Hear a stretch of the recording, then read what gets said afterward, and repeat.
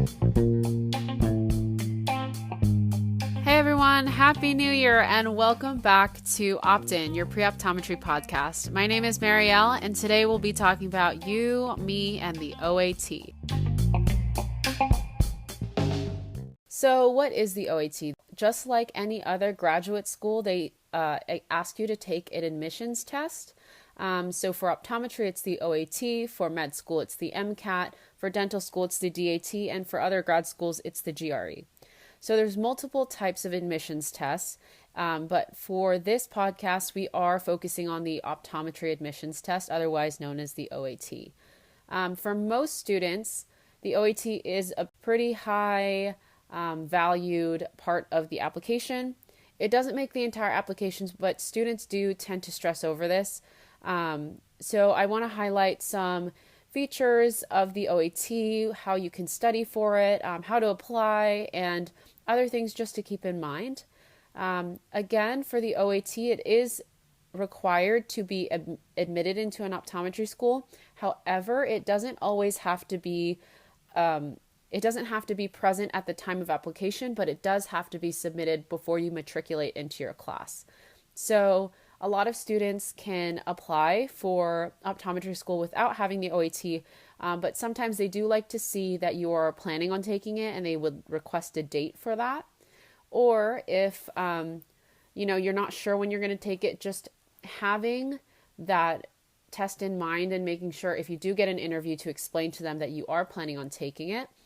It gives the optometry schools a little bit more of a assurance that you're actually going to follow through and that you're somebody that is worth admitting to their school. The reason I took my test and then applied was just because I wanted that reassurance for myself.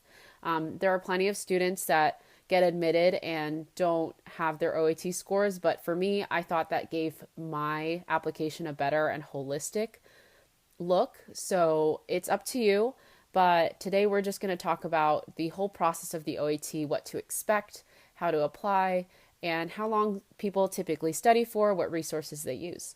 So let's go ahead and go right into that. So the OAT is a scaled score. It's scored, the lowest you can score is a 200, the highest you can score is a 400. It's neither a raw score or a percentile. There is no penalization for guessing. And some questions on the test are experimental and not scored. They won't tell you though. So regardless, you'll want to know how to do all of the questions that are presented to you. And by giving a scaled score, they are able to compare all the applicants regardless of the test variation. And something else, once you've taken the exam, is scores cannot be voided. So you want to be prepared on test day. You want to know that you're ready. You don't want to take it if you're not ready at all, or if you feel like you can get a little more experience. So again, scores cannot be voided. And if you do want to retest because you're unhappy or unsatisfied with your score, you have to wait at least 90 days to apply again. So 3 months, and then you get to apply again. So keep that in mind when you're applying for your exam, when you're about to take your exam, and if you're considering retesting. So it all depends on when you decide to apply and things like that. But that's another extra thing that you might want to note when you consider taking the OAT. So in order to take the OAT, you first have to apply to take it. This may be different from med school or the GRE, but you have to apply, and they like to look at this because they want to make sure that you're prepared to take the exam, that you're serious about it, and that you have a plan. Just because it is an expensive test, it's non-refundable, and it is $490 as of January 2021. So that price could increase, but regardless, it is an expensive test, and more often than not, they approve you. I haven't heard from friends that they've been disapproved, but it's just something that they like to do to make sure that everyone that's taking the test is serious about it. So before you apply, they ask you to read the candidate guide. This guide is essentially everything you need to know about the exam. It contains the schedule, what's going to be on the exam, how to apply for the exam, how to get a pin, etc. It'll essentially be what I will be covering this podcast. I will try to cover as much as I can. I did use it as a reference, but I do recommend that you read it yourself because there might be some things that I decided to skip over. I am just trying to highlight the strong points for you. But that guide can be found on the same website where you apply for the OAT. It is called the 2021 Candidate Guide. The one that I read last year was the 2020 Candidate Guide. It hasn't changed drastically, but there are some minor changes. Yes, so I would suggest to read that. It is very useful and it gives you a better idea of what you'll be getting yourself into before you actually apply and go through the entire process. So after you read the candidate guide, you have to apply for a PIN. So the reason they give you a PIN is just to associate a number with you to follow you through your application process. And when you take the exam, it's basically giving you a barcode that is unique to each person. So in order to apply for a PIN, you go to ada.org/OAT/PIN, PIN. And if you scroll all the way to the bottom, you'll see a couple of options under PIN. The first option is PIN registration. And there you fill out a bunch of personal information, contact information, etc., and sign up for a PIN. The PIN is necessary for you to actually apply to the OAT, and it gets approved, I believe, in the same day. But after you get approved for the PIN, which you'll get approved via email, you'll be able to apply to take the OAT. After you apply to take the OAT, that approval usually takes about 3 to 5 business days. So keep that in mind just in case you're applying right before you decide to take the OAT. I applied about 3 or 4 months before taking the OAT because once you apply and get approved, that approval code is valid for 6 months. So I would suggest to apply earlier as long as you know that you're going to be taking it that year. Something to keep in mind when you apply for your PIN is when you enter your personal information, your first name, middle, and last name, you want to make sure to use your legal name as it's printed on your credit cards, your passport, any other government IDs, because it will need to match on test day when you present them with your identifications on that day. If they don't match your PIN and your identification cards that you present to them on test day, they do have a right to deny you from taking the test that day. So to avoid that issue, just make sure you look at your government IDs beforehand and make sure you input the correct information. Okay, we're almost done going over the application portion, but I do want to make a note of a partial fee waiver that the OAT offers to students. So the partial fee waiver covers 50% of the OAT fee, and it is eligible for candidates that are under financial hardship. This is something that comes on a first come, first served basis. So on the guide, it highlights how to apply and the qualifications and requirements that need to be met in order to apply for it. So some of the things that they say that you may qualify for a partial fee waiver is a demonstrated financial hardship. It's your first time taking the OAT. You're a U.S. citizen or resident alien, or you've received financial aid at your educational institution. So I think I probably could have applied for this. I wasn't fully aware of it at the time. I did apply in May, so there may have been some options for me to still have this waiver. However, I didn't apply to it. Anyways, that cuts 50% of your entire fee. So instead of paying $490, you'd be paying $245. In my opinion, if you think you're an eligible candidate for the partial fee waiver, it could be a great value to you because not only is the exam already $490, study material can add an additional $100 to $500 on your plate. So you can be spending an upwards of $1,000 on the exam itself, and that's not including your application, which also adds some fees as well as supplemental fees. So keep it all in mind when you're budgeting for your year to know that you'll probably be investing about $2,000 into your career. So if this can help, $250, $245 can help you, I would go ahead and apply. But speaking of study materials that you can be using, let's go ahead and jump into that. But before that, let's take a quick break right now, and then we'll start discussing those things.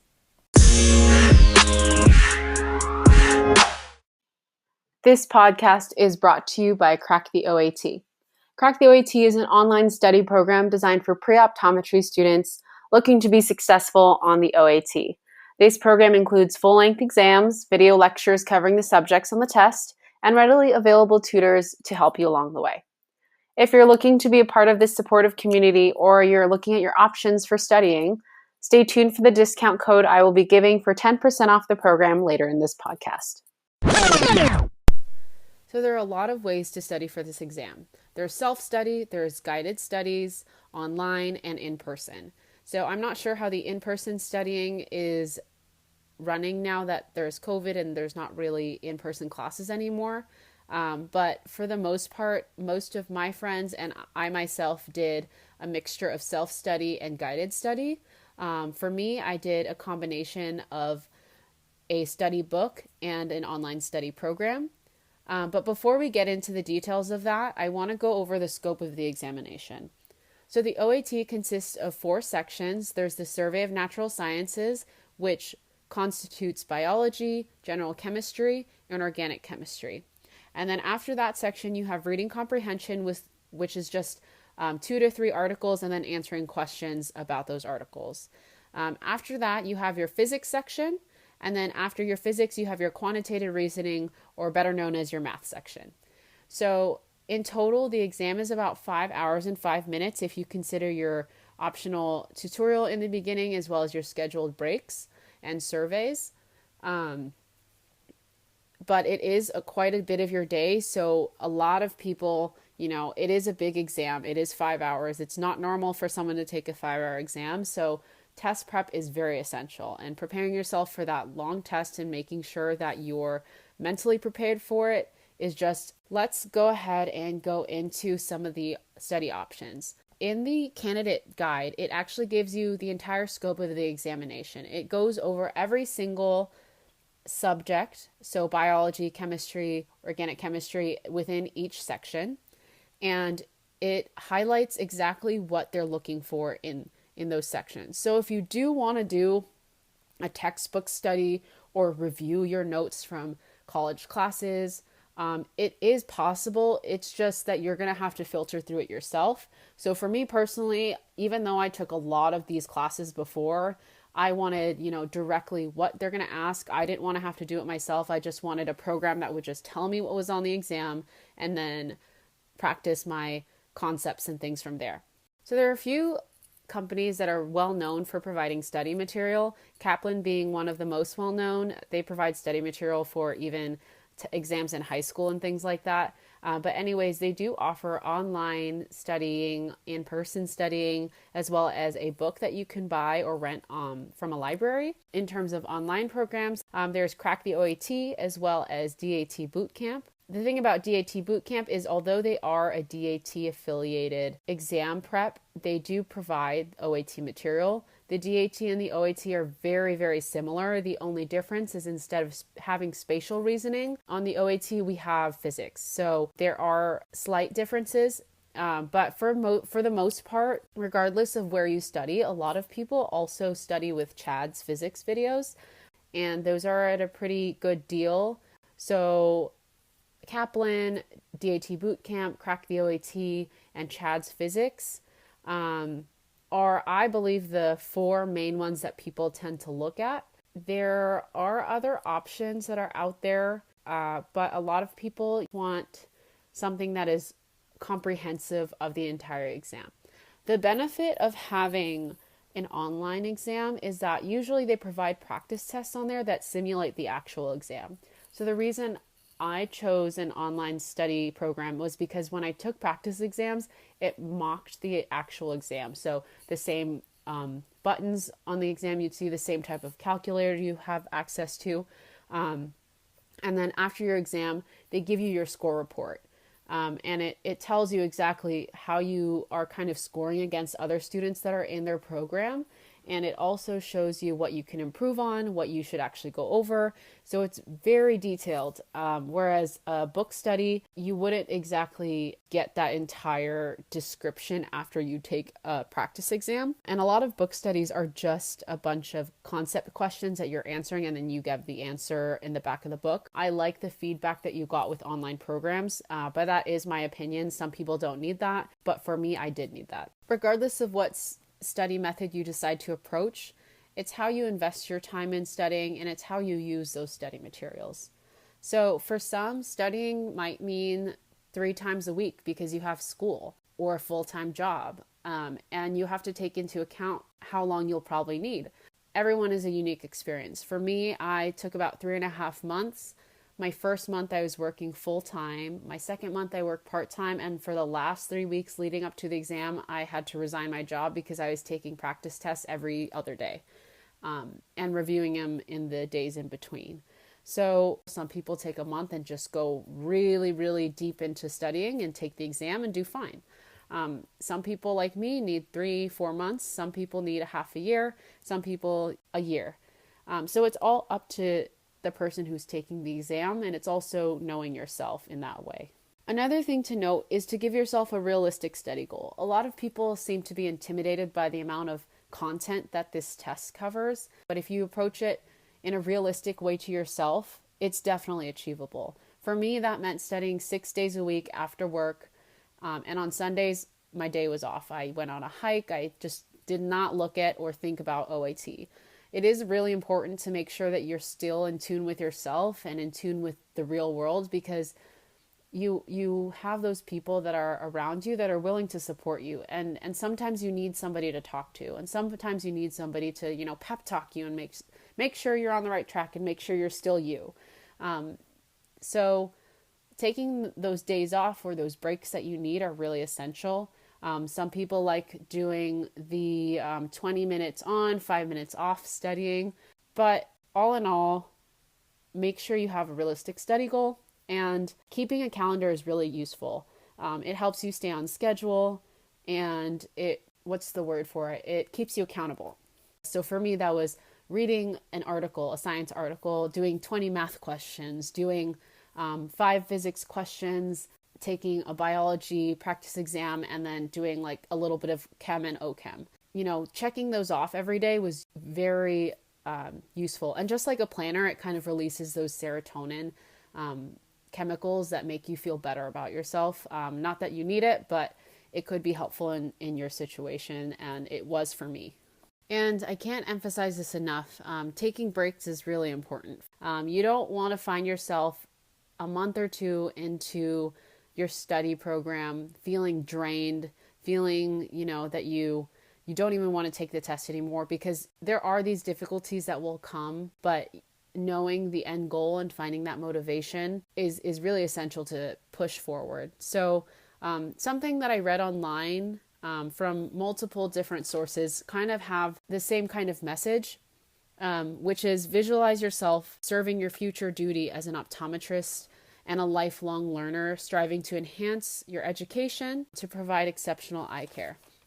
And this type of mental endurance that you develop now can serve you well later in optometry school, and your struggles now will benefit you later. I think the message here is that although the OAT is a factor that plays into your application, it is a test not only of your ability to comprehend scientific concepts, but it's also a test of your self-discipline and your willpower to reach your end goal. So right now, the OAT is your end goal is to take it and be able to apply to optometry school. And just that willingness to put yourself through 3 months voluntarily or more to take this exam is powerful to optometry schools, because it also shows that you're really committed to this and you are wanting to commit yourself to 4 more years of learning to be an optometrist and to ultimately serve patients and practice eye care.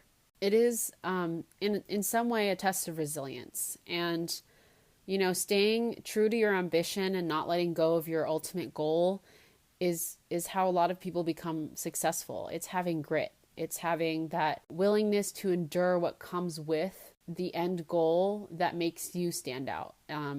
It's sticking with it because you're passionate about it. It's sticking with it in the good and the bad, and making those decisions even if you may not like them. For example, choosing to study in the library for a few hours over hanging out with your friends and getting pizza or something like that. It's those types of decisions that push you forward in your goals. And in no way am I saying that my study method was perfect. I had to personally reschedule my test, so um, I don't even consider, that perfect, although it worked out for me. It was necessary for me. So ultimately, stay positive. Don't get frustrated if you need to relearn or reread 2 to 3 times. It happens to me, it happens to everybody. And what helped me a lot is before even signing up for the OAT is just reading blogs on some of the school's websites or student blogs or the people on YouTube that give testimonies to it, give study tips and give quotes, and just writing them down and believing them. Again, it's an investment, and it's an investment in time and money, in your mental and physical health, that you want to be successful, because it is something that'll help you. It's another step to your ultimate goal. Okay, kind of to circle back from my life lesson tangent, I want to get back to a little more logistical things. So in terms of taking the OAT, again, it's a big investment, but there is no reason you should be afraid of rescheduling. There are a few rescheduling fees to keep in mind. If you reschedule 30 days before your exam, it's $25. And honestly, what is that compared to the $490 you've already spent? You want to make sure that you're prepared when when the day comes to take your exam. And then the price increases as it gets closer and closer to the date. So, for example, if you were to reschedule the day before, it is $150 to reschedule. And something as well to keep in mind, if you don't appear on your test day, they can forfeit your fee, no refunds, no nothing. So make sure that you are attentive, that you are on time, and that you know your test date and your location. For me, what helped with taking the stress off of being on time and knowing the test date is really keeping a calendar and making sure you're consistent with your studying and being on time with when you want to study, and just having a schedule every day really helped in the long run.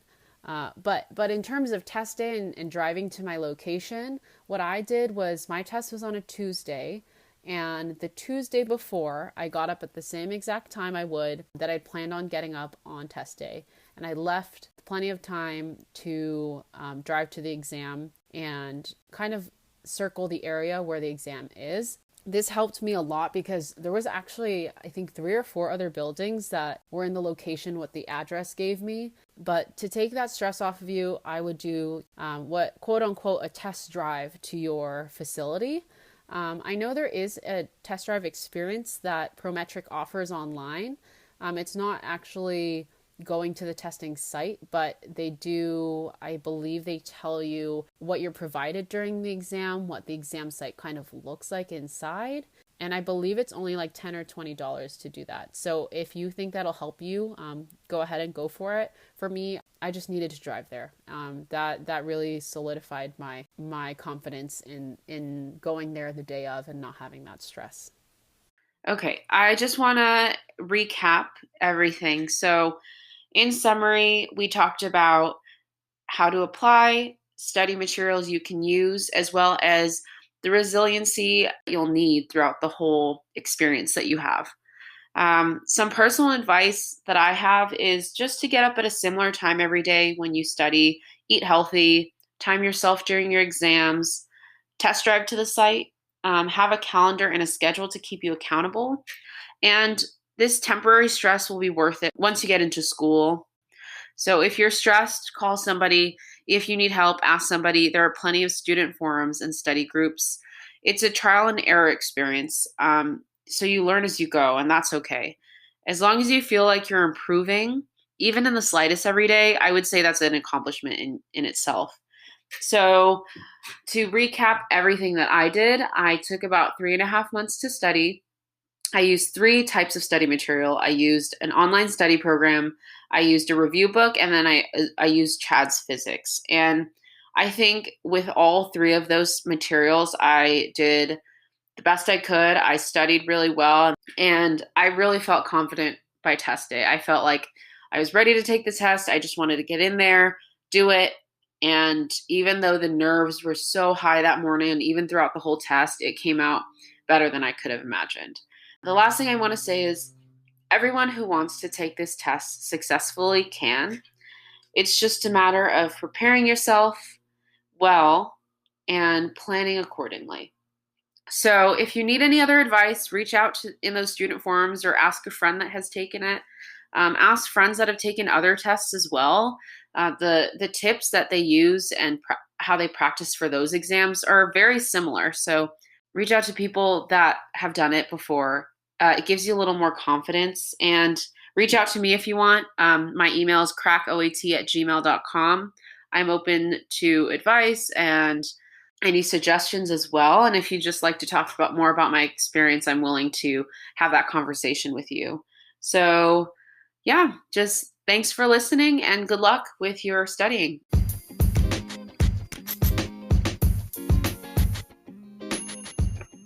All right, I just want to say thank you for listening. And as I promised before, I am giving 10% off of the Crack the OAT study material. So that code is OAT 2021.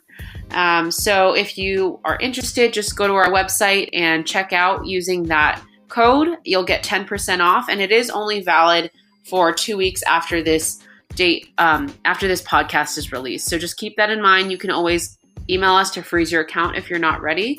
But yeah, so OAT 2021, and I'll talk to you guys in the next episode. Thanks for listening, everyone. Bye.